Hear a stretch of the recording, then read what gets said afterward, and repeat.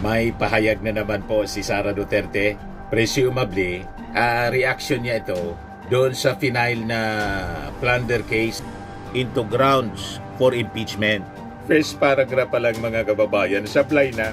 Anong sinasabi po ninyong fishing expedition? Ginawa yung investigasyon po kasi may sumingaw na baho na discover ng Commission on Audit. By history, mga kababayan, tayo consistent tayo sa ganon. Kasi viral nga yung video mo, fake news ka naman, clickbait lang po. Ang mga ganyan pong uri ng vlogging, panandalian lang yan. Di ba po? Tingnan ninyo yung mga sinungaling. O di ba unti-unting nasusunog? Aabuti na mga kababayan ng paglaps ng 1-year ban. Kaya ang gagawin na lang po ng Congress, some members of the Congress, magre-refile po ng impeachment. Nagbabagang mga balita at pagtalakay sa mga isyu ng lipunan. Bulsa! Opinyon, banat at paglalantad sa katotohanan. Bulsa! What you see is what you get. You decide. Ito po mga kababayan, si Dante Maravillas. May pahayag na naman po si Sara Duterte. Presumably, reaction niya ito doon sa final na plunder case. Plunder, malversation, graft and bribery ng mga civil society groups in church laban po sa kanya in relation sa paggastos, maling paggastos mga kababayan ng 612 point something, basta 612 million confidential funds. And yung in-execute na affidavit mga kababayan ng kanya alleged ex-bagman na si Ramil Lagunoy Madriaga. Pero sa kanyang pahayag ngayon, wala man siyang minimension na ito'y patungkol doon sa either yung plunder case na final ng civil society groups or itong affidavit na in-execute ng kanyang dati bagman. Wala siyang minensyon. Ito mga kababayan yung kanyang pahayag. Publish ng page na may pangalan na Rody Duterte. 1 hour ago pa lang po, December 13, 2025. Sabi diyan, mga kababayan, last year, the House Committee on Good Government and Public Accountability launched a full-blown fishing expedition, searching for anything that could be twisted into grounds for impeachment. First paragraph pa lang mga kababayan, supply na. Anong sinasabi po ninyong fishing expedition? Ginawa yung investigasyon po kasi may sumingaw na baho na discover ng Commission on Audit yung mali na paggastos ng confidential funds. Nauna, ang sabi 19 days yung paggastos. Na-discovery po, 11 days pala. 125 million spent in 11 days. Kung walang sumingaw, may sumingaw eh. O diba? Pag may sumingaw, kailangang hanapin kung saan galing yung baho. Alangan man pabayaan mong may sumingaw, aamoy-amoyin mo na lang. Hindi mo titingnan kung saan galing yung baho. O na-discover yung baho, mga kababayan, galing kay Piatos. O diba? Hanggang ngayon, di pa makilala kung sino talaga si Piatos. Huwag tayong naniniwala dito sa mga depensa ni Sara Duterte. Through press statement po, kailangan gawin niya ang kanyang pagpapaliwanag sa proper forum. Nireklamo siya ngayon sa ombudsman. Sa ombudsman siya magpaliwanag, hindi sa media. Tama ba mga kababayan? But anyway, ituloy natin yung basa. Sara Duterte, syukran. Walang katapusan na syukran. Sige lang ang syukran mga kababayan niya. At walang mga specifics na binabanggit siya sa kanyang mga statements. Generalization lang po. And tingin natin yung abogado naman niya po yung gumawa nito. Kasi si Sara Duterte busy doon sa dahig. Ayan sige pa interview sa kanyang mga minions na mga vloggers po. Gustong-gusto naman ng mga vloggers na interviewin si Sara kasi doon sila kumikita sa revenues. Kada interview kay Sara, may pumapasok na revenues in dollar. Gamitan lang po, mga kababayan talaga. Pala silang pagkikong kasinungalingan yung pinagsasabi ni Sara. Ang importante, yung revenues pumapasok po sa YouTube. Wala tayong ganon, mga kababayan. Hindi pwede na revenues lang. Mga kababayan, importante yung katotohanan. Kaya yun yung ating ginagawa. Kaya tayo mga kababayan, kahit sabihin pa, tingnan mo niya Mr. Maravillas, kung konti na lang yung nagre-react sa channel mo, wala tayong paki doon. Ang sa atin po, ay magpalaganap ng katotohanan. Di ba po? Yun ang ating misyon. Bilang isang journalist mga kababayan na naging vlogger ngayon, ang misyon natin, maging consistent tayo sa paghahanap ng katotohanan. Hindi yung pera-pera lang. Wala tayong ganun po. Kahit hindi kayo manood, magsasabi pa rin tayo ng totoo. And we will be judged by history, mga kababayan. Tayo, consistent tayo sa ganon. Kasi viral nga yung video mo, fake news ka naman, pang-clickbait lang po. Ang mga ganyan pong uri ng vlogging, panandalian lang yan. Di ba po? Tingnan ninyo yung mga sinungaling. O di ba unti-unting nasusunog? Nakita ko noon mga kababayan, yung sikat na sikat yung mag-vlog kay Bantag, kay General Bantag. Lahat nagbablog in support ni General Bantag. Nasaan na kayo ngayon? Di ba natunaw? Hindi pwede gano'n ang uri ng vlogging.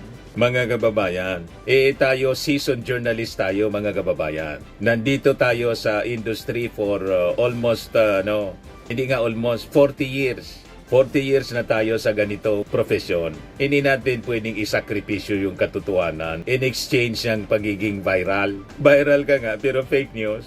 Di ba pa? Pasasaat, madidiscover ng ating mga mamamayang Pilipino na isa kang sinungaling.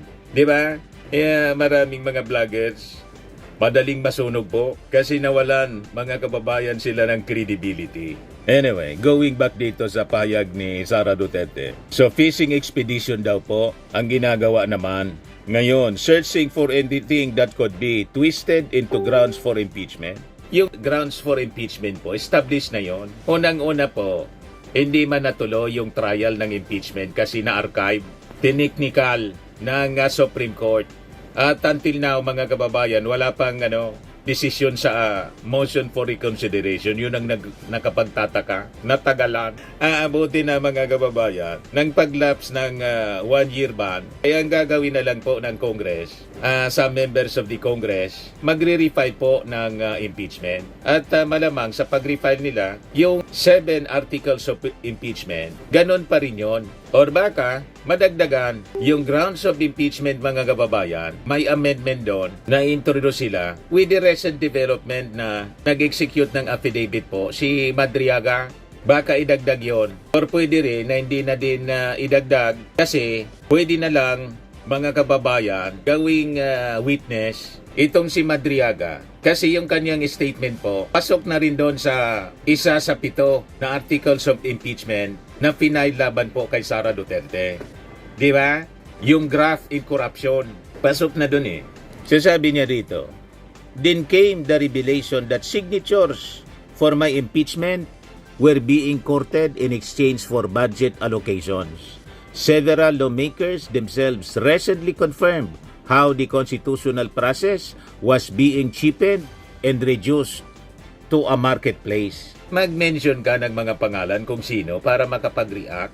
Hindi yung general statement lang po. Laging ganun po yung ginagawa ni Sara Duterte na isang malinaw na black propaganda lang. Ganyan po. Walang mga specifics siya na mga binabanggit. Generalizations lang Pakita ka ng mga signatures na sinasabi po ninyo na nagsasabing pumirma in exchange sa budget allocations. Sino-sino na mga congressmen para makapag-react naman? Mag-mention ka ng mga pangalan ng mga congressmen. Sino sila na pumirma ng impeachment in exchange of budget allocation? Para yung congressmen na minimension po ninyo, makapag-react. Hindi yung general statement. Mahilig kayo sa ganyan eh. Sabi niya dito sa kanyang statement, another fishing expedition is now being launched as they scramble to weaponize any accusation they can manufacture just to create a semblance of procedural legitimacy for an investigation. May nakitang usok po. Pag may usok, may apoy. At yung apoy, kailangang maapula. Ma-identify kung saan galing yung usok. Alangan man nakita ang diferensya pagkatapos ignore kasi ang sangkot kayo. At pag kayo, sasabihin lang ninyo na politika.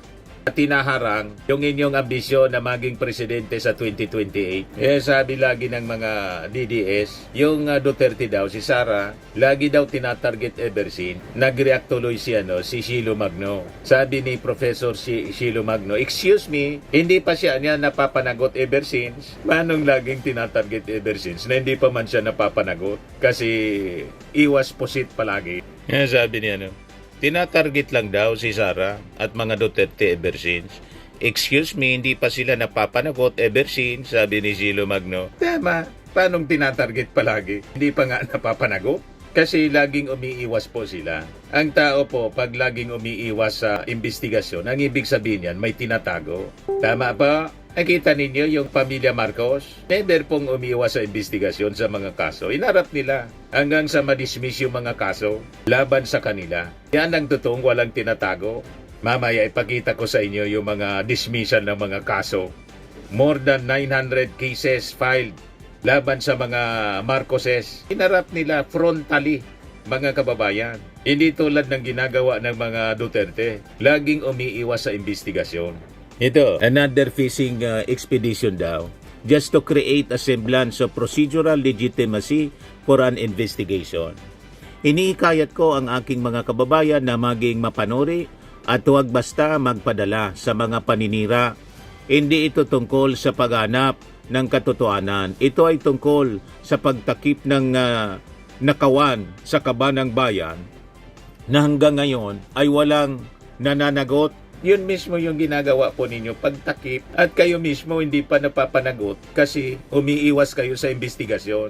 Binabaliktad ninyo ang kwento. Di ba po? Ang gustong palabasin mga kababayan ni Sara Duterte, ang dapat imbestigahan yung ating Pangulo at si Martin Romualdez kasi nagpa-imbestiga na po si Martin Romualdez sa ICI. Ang hindi umarap sa ICI nang imbitahan po yung kapatid ninyong si Polong. Yan ang malinaw na una nang naghamon. Nahaharap daw siya kahit sa ang investigasyon. Nang imbitay ng ICI, ayon, hindi daw siya magpapabudol at hindi daw sakop ng executive, yung legislative member na tulad niya. Yan ang may tinatago. Laging umiiwas po tulad po ninyo. Tapos sasabihin ninyong ganyan na ito'y tungkol sa pagtakip ng nakawan sa kabanang bayan na hanggang ngayon ay walang nananagot. Kayo mismo po yung iniimbestigahan nga. And that is part of the impeachment complaint laban po sa inyo, yung graft in corruption. Na kung wala sana, na petition kayo questioning the technicality sa Supreme Court, na taliwas sa inyo unang statement na I want a bloodbath, di sana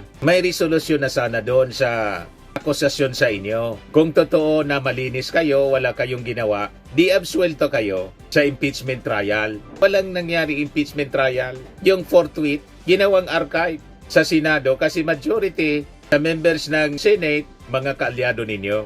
You see?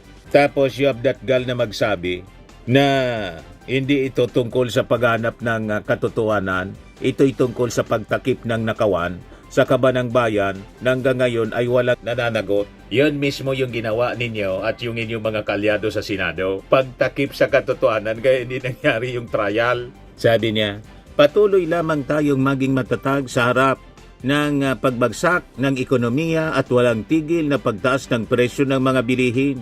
Patuloy tayong magdasal para sa kapayapaan. Patuloy na magdasal para sa kapayapaan. Kayong walang tigil sa panggugulo. At yung sinasabi ninyo, pagbagsak ng ekonomiya, yun ang consequence ng panggugulo po ninyo. Di ba? Ginugulo ninyo yung gobyerno. Nandun ang inyong grupo sa destabilization. Pagkatapos, isisisi ninyo sa ating Pangulo yung pagbagsak ng ekonomiya. Party kayo doon sa faktor ng pagbagsak ng ekonomiya kasi hindi man kayo tumutulong.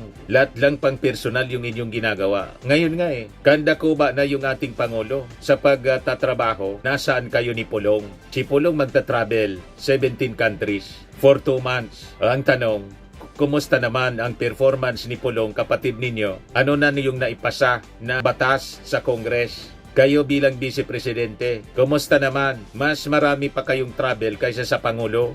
Imbes na tumulong sa pagtrabaho bilang Vice Presidente, namirwisyo pa kayo. Tapos isisisi ninyo sa ating administrasyon. Sisihin ninyo yung buhay ninyo kung bakit pa kayo nandadyan sumisweldo sa kaban ng gobyerno. Sabi pa niya, rest assured that the Office of the Vice President will continue to deliver efficient, accessible, and responsible public service for the good of all Filipinos. Syukran. Lahat baliktad. Wala mang nangyayaring ganon. Wala mang kayong ginagawang ganon. And ngayon nga, nandun na naman kayo sa dahig para sa inyong tatay. Ngayon si Sara, Pakinggan natin yung kanyang sinasabi. Binungking na naman yung kalagayan ng mental condition, health condition ng kanyang tatay. Lumalabas talaga na hindi man totoo yung unang mga pinapakalat nila na unfit for trial kasi malinaw po yung pag-iisip ng kanyang tatay. Kinote pa niya yung mga sinabi sa kanya nang magkita sila, nang bumisita siya doon sa detention cell ng kanyang tatay sa ICC. Ito, pakinggan natin. Patunay, mga kababayan, na hindi totoo yung kanilang mga pinapakalat. President Duterte, meron siyang message kanina. Di ba? Sabi lang niya, May mensahe pa? para sa inyong lahat. Nandito kami, meaning siya, ako, at yung iba pang mga kapamilya namin. Nandito kami so as long as gusto pa kami ng tao. Malinaw ang pag-iisip po. Hindi totoong unfit for trial. Pilit kung ano yung gusto ng Binuking ni Sara. So, yan yung- And of course, from myself, I thank you for your continued support. Binula na naman niya yung Alam mga niyo, I am supporters truly niya. blessed as a politician kasi kahit anong Paninira daw. mga kalaban sa akin, nandyan pa rin yung taong bayan. Yes! Ah, The trust is still The supporters from 2015, from 2016, from 2019, from 2022, nandyan pa rin kayo. At hindi kayo, and then you know how to discern ano yung paninira at ano yung katotohanan. And for that, I am truly blessed. O ngayon, nilinaw mga kababayan ng Palasyo Malacanang na yung mga complainants po, yung nag-file ng plunder, malversation, bribery, graft sa Office of the Ombudsman kahapon, hindi man po ito mga kaalyado ng ating Pangulo, ng ating administrasyon. In fact, mga anti-Marcos groups ito, kaya malabo na may hand yung ating Pangulo, ang administrasyon, sa mga kaso na pinafile laban po kay Sara Duterte. Yan o, complainants in BP Sara case not affiliated with PBBM, sabi po ng Palasyo.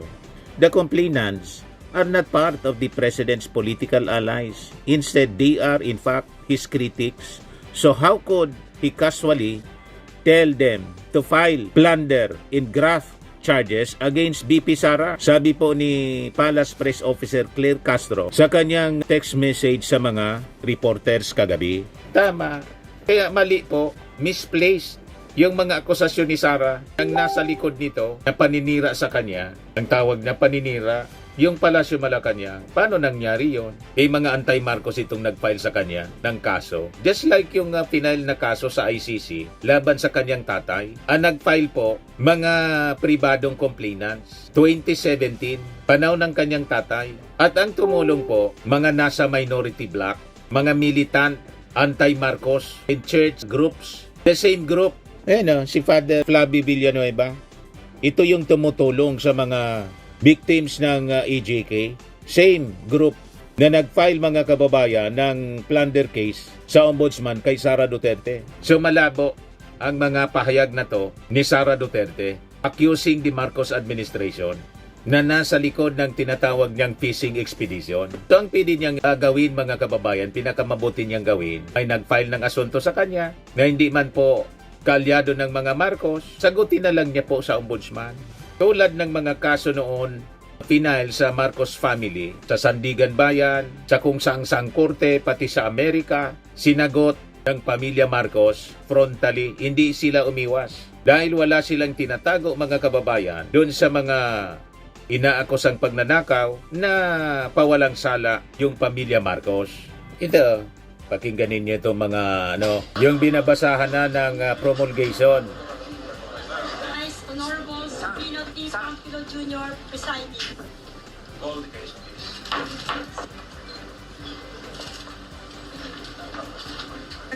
The accused Imelda Romualdez Marcos and Hector T. Rivera are hereby acquitted on the ground of reasonable doubt. Di ba? Hinarap nila frontally, walang pag-iwas. Hanggang sila ma-acquit. Yan ang walang tinatago, walang ninakaw. Hospital of the country. Of course, I thank the Lord to relieve me again of 32 cases 32 cases. that will subtract from the 901 cases 901 cases. filed by Cory Aquino against the Marcoses. We're asking, well, I'm still alive to terminate all these cases so that I can fulfill my dream for my country and my people. O di ba? Yan ang walang tinatago, hindi umiiwas po sa kaso. Kaya dapat si Sara, kung wala siyang tinatago, pati yung kanyang mga bank accounts, mali-mali itong statement po ng kanyang mga defenders na mga social media influencers. Ito, sabi kasi ni Shilo Magno, importante yan, open BP Duterte bank accounts kasi diyan mo makikita yung flow of money. Yan ang mag-establish ng kasong plunder. Paano siya nakikinabang sa mga pondo na dumaloy sa bank accounts ni BP Sara Duterte? Yan po yung sabi ni ex-finance undersecretary Shilo Magno kahapon sa pag-file ng plunder case sa ombudsman laban kay Sara Duterte. Ngayon, argumento, Mr. Sas Rugando Sasot. So girl, let me get the logic. You don't know yet na may ninakaw.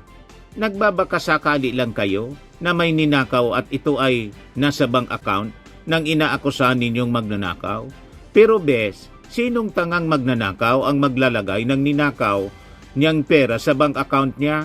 I mean, seriously, either magnanakaw is that stupid or you are that stupid, sabi ni Mr. Sasurugando Sasot. So kung yun naman pala yung paniwala ninyo, confident kayong walang ninakaw si Sara. So dapat, confident kayo na buksan ang kanyang bank account kasi alamang makikita doon, mapapahiya yung mga accuser ni Sara Duterte. Di ba dapat yun ang gawin ninyo? Gusto ninyong ipahiya ang mga accuser ni Sara at ni Digong. Lalo dapat na matuwa kayo sa gustong mangyari ng kanyang mga accuser na pabuksan yung bank account para mapatunayan na mali ang kanilang mga hinala.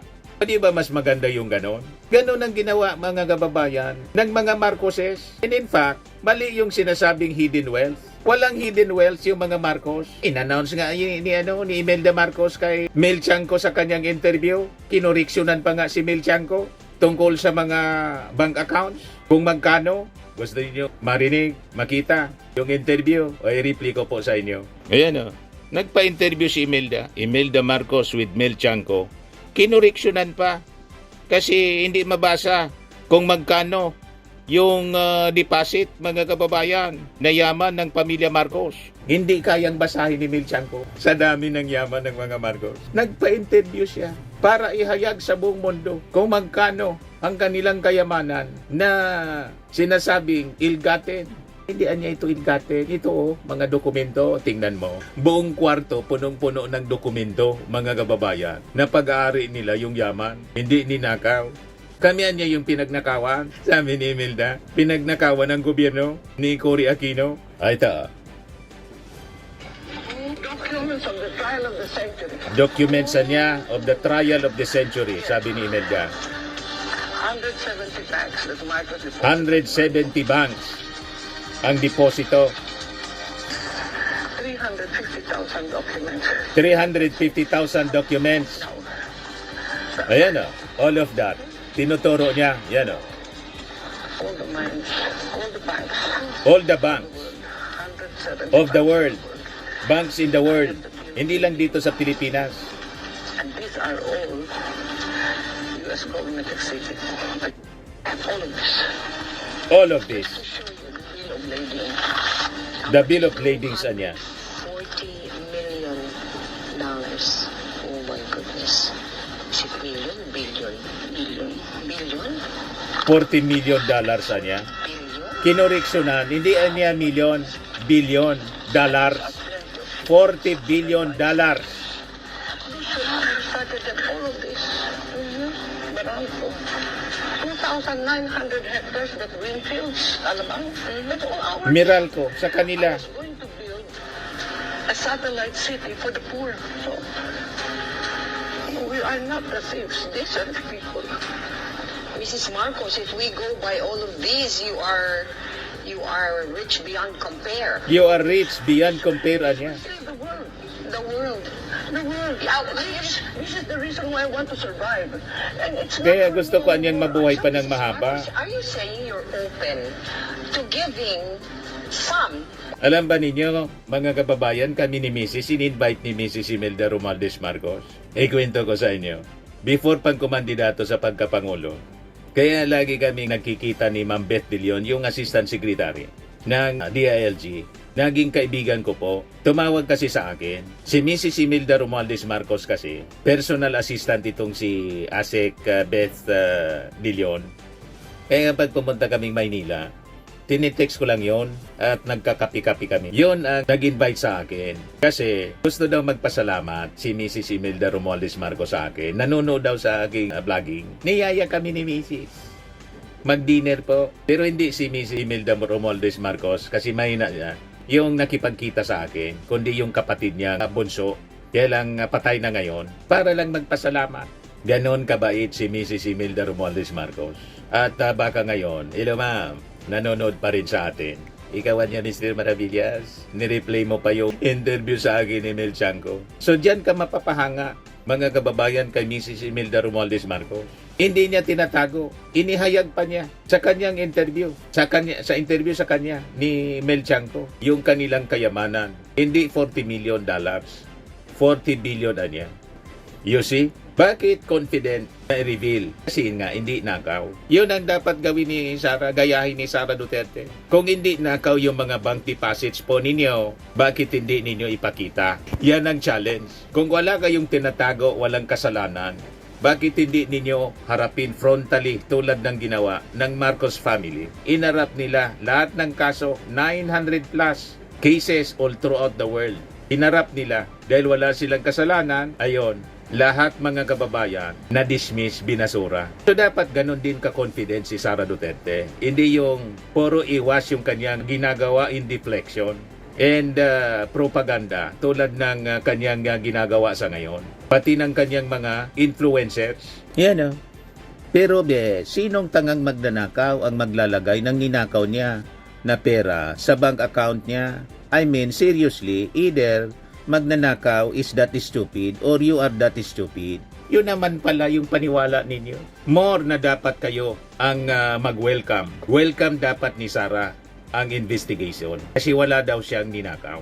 Ang walang ninanakaw, mga kababayan, dapat tiwala, confident to face all the accusations. At buksan ang bank account tulad ng ginawa ng Marcos family ni Imelda Marcos, pinasili pa mismo kay Mel Chanco yung lahat ng mga documents ng mga deposits sa mga bangko sa buong mundo. Matindi, mga kababayan.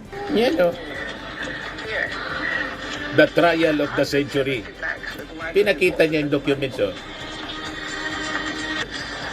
350,000 documents. 350,000 documents. All of that. All of that. All the mines. All the banks. All the banks in the world. 170 banks all throughout the world. Ipakita ni Sara Duterte ang lahat yung mga bank deposits all throughout the world kung mayroon din siya.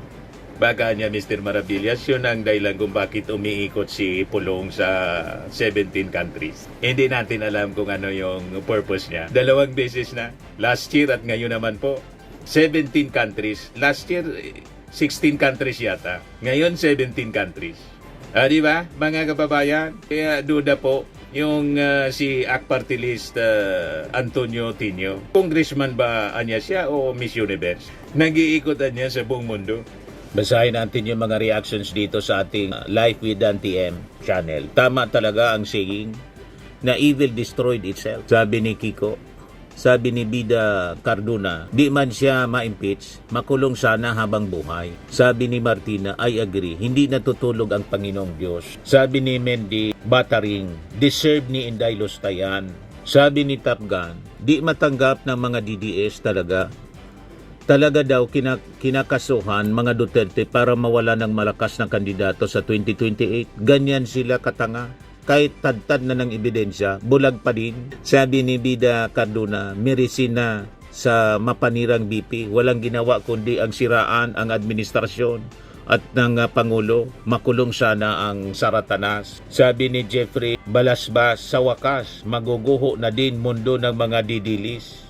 Sabi ni Joe Dinojales, paano na masisave a Queen niyan gatambak ang papeles ng ebidensya sa maraming kaso? Sabi ni Rosemary Liacona, sana mapadali na yan. Sabi ni Malan Network, DND Snir siguro. Dami pwede ikaso kay Sara. Sabi ni Chadri daw. Sabi ni Evangeline, God is good, Sir Dante M. Makukulong na ang pusit at mga katiwalayan ng bayan. Thank you, sir, for the update. Sabi ni Joel, unti-unti yang magsisilabasan mga nagising at kumanta na ginagamit lang sila ng mga Duterte o kaya magtatrayduran mga yan. Nasa kasamaan kasi, tiyak yan din mangyayari. Konsekwensya sa lahat ng gawain nilang kasamaan. Sabi ni Katkat, yan kasi kala nila sila pa ang may power, kaya sila mayabang at mga bastos. Sabi ni Lolita M. Santiago, yehe, kahit wala na impeachment, pasok na si Fiona. Nga kayo, Didilis, Padilla, Marco Beta, Bato at Go. Kahit wala na kayo sa ICC na po, bahala sa inyo. Sabi ni Gary Lirasan, sana tuloy-tuloy na yan, pati yung mga bagong aligasyon kay Sara para matapos na ang kaguluhan sa bansa at mapanagot na si Inday Lustay sa lahat ng mga kasalanan niya sa bayan, pati yung mga kasabwat niya. Sabi ni Divensky, ang daming kasalanan sa batas ng Lustay na yan. Sana this time mapanagot na siya. Gusto kong makulong ang nang habang buhay ang taong yan, perwisyo sa bansa natin. Sila ang nagpapagulo. Nakita ninyo, alam ng mga mamamayang Pilipino kung sino yung nanggugulo sa ating bansa. Tapos sasabihin ni Sara na bumabagsak daw yung ekonomiya. Ginugulo kasi ninyo, hindi na lang kayo tumulong magtrabaho. Yan lang po mga kababayan. So lagi na ninyong tatandaan mga kababayan, sa buhay, you become what you believe. Ako po si Dante Maravillas. Bye-bye. God bless. Firmax Firming and Lifting Cream, pinapahid po sa mga pulses in affected area. Mainam po sa paninigas ng mga kaso-kasuan. Ito naman po, Automax Radiant Serum. Sa mukha naman yung application. Anti-aging po siya. You will look 10 years younger than your age. Sa mga cancer patients naman po, baka lang gusto ninyo itong itry. Nengsia Red Mix Fruit Drink. Hindi mo po siya gamot, food supplement siya. Kaya lang, gawa siya mga kababayan sa goji berry. Yung goji berry may anti-cancer properties. O ngayon, yung mga inquiries ninyo, dumiritso na lang kayo sa aming messenger sa Facebook para masagot namin agad. Ayos pa? Ayos na ayos niya, Mr. Maravilla. Sa mga nagana po ng malinis and spacious fitness gym, pumunta lang po kayo sa aming Colossal Fitness Gym. May Grab car rental din po kami. But anyway, ito po pala yung aming bagong product na binibenta online.